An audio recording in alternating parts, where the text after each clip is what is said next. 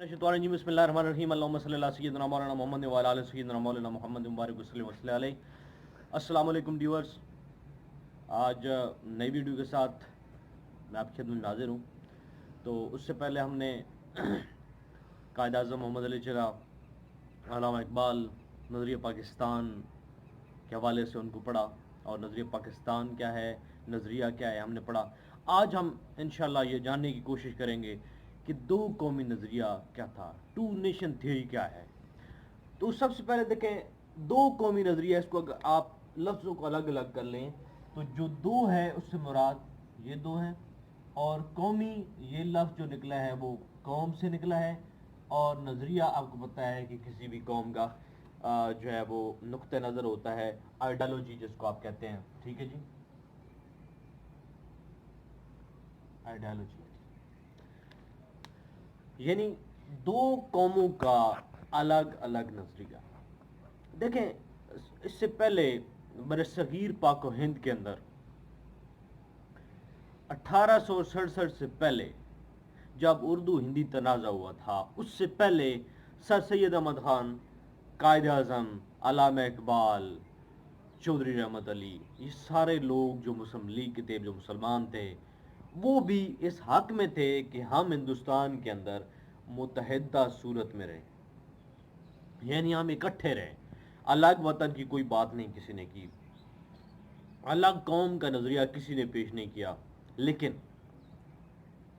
जब 1867 में उर्दू हिंदी तनाज़ा होता है, जब हिंदू कहते हैं कि उर्दू को ख़त्म करके हिंदी जो है उसका को कौमी जो ज़बान है वो उसको दर्जा दिया जाए, तो यहाँ पे जो उर्दू हिंदी तनाज़ा हुआ तो उससे सर सैयद अहमद ख़ान को ये मालूम हो गया, जो कि पहले कहते थे कि हिंदुस्तान जो है उस वो एक दुल्हन की मानद है, और उसकी एक आंख मुसलमान और एक हिंदू, यानी एक तो फिर अगर एक को अलग कर दिया जाए तो वो दुल्हन खूबसूरत नहीं लगेगी, अच्छी नहीं लगेगी। इसी तरह से सर सैयद का जो नज़रिया था वो बदला जब उर्दू हिंदी तनाज़ा हुआ।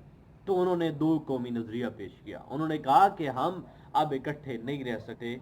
ठीक है जी, ये हिंदू जो है वो कभी भी मुसलमानों का जो है फ़ायदा नहीं सोच सकते। उसके बाद आए तो 1915 के अंदर चौधरी रहमत अली साहब, जिन्होंने लफ्ज़ पाकिस्तान तजवीज़ किया था अपने पम्फलेट नाउ और नेवर में, उन्होंने नज़रिया पेश किया। उन्होंने कहा कि यहाँ पे बरसगीर के अंदर एक कौम नहीं बल्कि मुख्तलिफ अक़वाम आबाद हैं।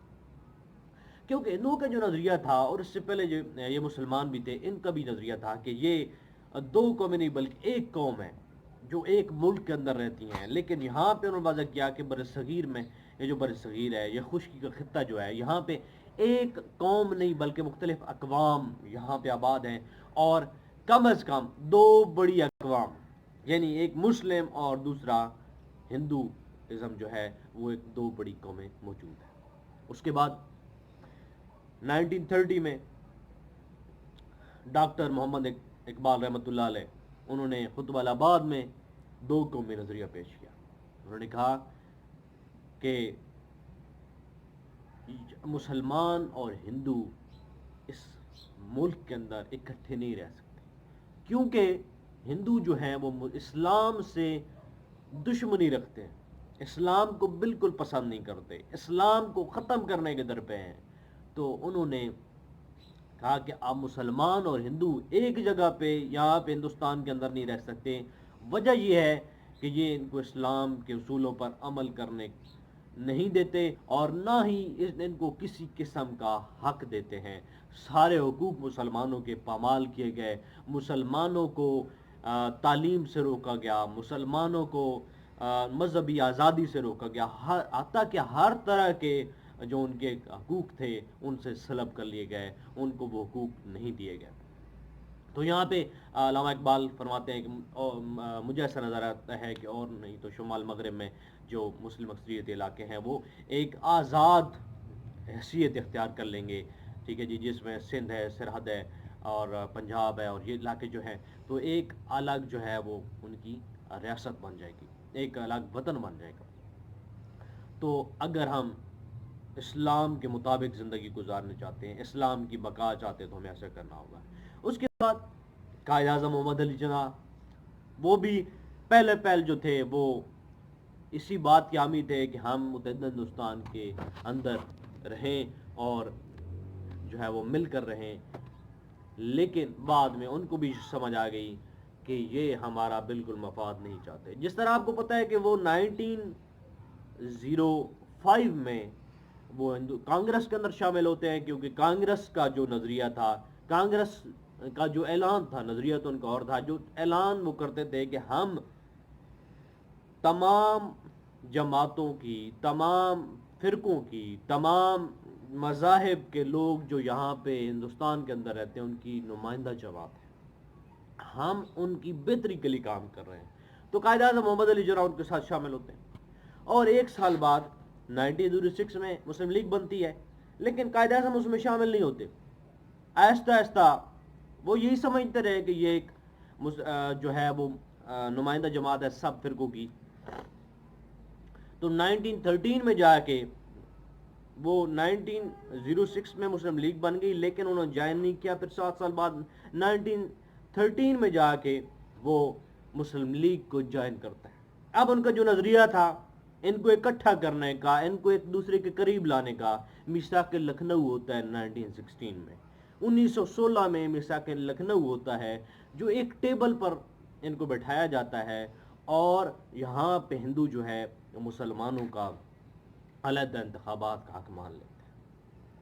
یہ قائد اعظم کی ایک کوشش تھی، لیکن یہاں پہ بات، کیونکہ اب بات تو کر جاتے ہیں، لیکن اصل بات وہ ہے کہ جس پہ قائم بھی رہا جائے، جو بات آپ کریں اس پر قائم بھی رہیں، تو تب مزہ تب ہے۔ لیکن یہ لوگ بات کرتے تھے لیکن اس سے مکر جاتے۔ اسی طریقے سے پھر یہی چیز دیکھتے ہوئے 1920 میں جا کے قائد اعظم محمد علی جناح جب یہ سمجھتے ہیں کہ کانگریس جو ہے وہ صرف اور صرف ہندوؤں کی جماعت ہے، تو وہ کانگریس کو چھوڑ دیتے ہیں۔ تو اسی طریقے سے انہیں یہ سمجھ آ گئی کہ جو ہے وہ یہ دو قومیں، کم از کم دو قومیں یہاں پہ ہیں، تو یہ اکٹھی نہیں چل سکتی۔ تو خطبہ جو قرارداد لاہور ہوئی تھی 1940 میں، تو وہاں پہ قائد اعظم محمد علی جناح نے یہی فرمایا تھا کہ یہ ہندوستان یہ بر صغیر ہے، ایک ملک نہیں ہے، ایک قوم کا ملک نہیں ہے، بلکہ یہاں پہ مختلف اقوام آباد ہیں جو کہ اپنے الگ الگ نظریات رکھتے ہیں۔ اس بات سے اندازہ لگایا جا سکتا ہے کہ اتنا عرصہ اکٹھا رہنے کے باوجود یہ لوگ ایک دوسرے میں گھل مل نہیں سکتے۔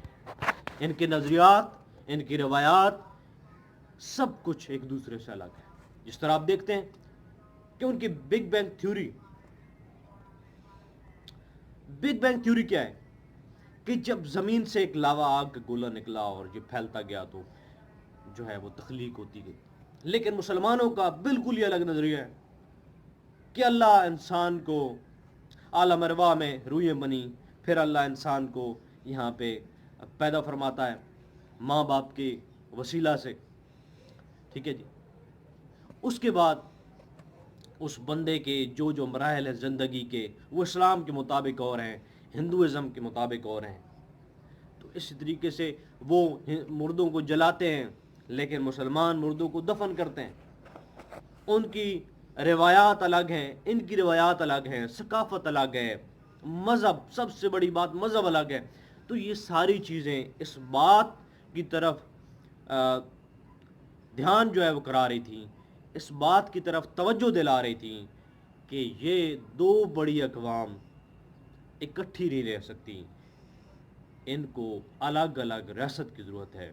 تو اس وقت قائد اعظم محمد علی جناح اور مسلم لیگ کے لوگوں نے مل کر ایک متفقہ رائے قائم کی کہ ہم کسی صورت برٹش گورنمنٹ کا کوئی بھی قانون، کوئی بھی ایسی چیز تب تک نہیں مانیں گے جب تک وہ ہندوستان کو ڈیوائیڈ نہیں کرتے۔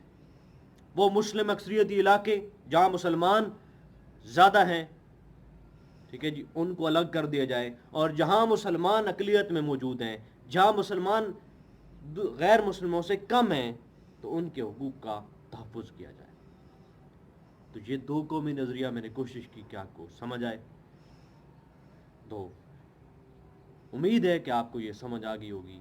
अगर समझ आ गई है तो मेरे चैनल को सब्सक्राइब करें, लाइक करें, दूसरे लोगों के साथ शेयर भी करें और कमेंट ज़रूर किया करें। अपनी जो डिज़ायर है, आपकी ख्वाहिश है कि कौन सी वीडियो मैं अपलोड करूं, कौन से टॉपिक पे अपलोड करूं, तो मुझे ज़रूर कमेंट किया करें। इंशाल्लाह मैं उसको करने की कोशिश करूंगा। बहुत शुक्रिया।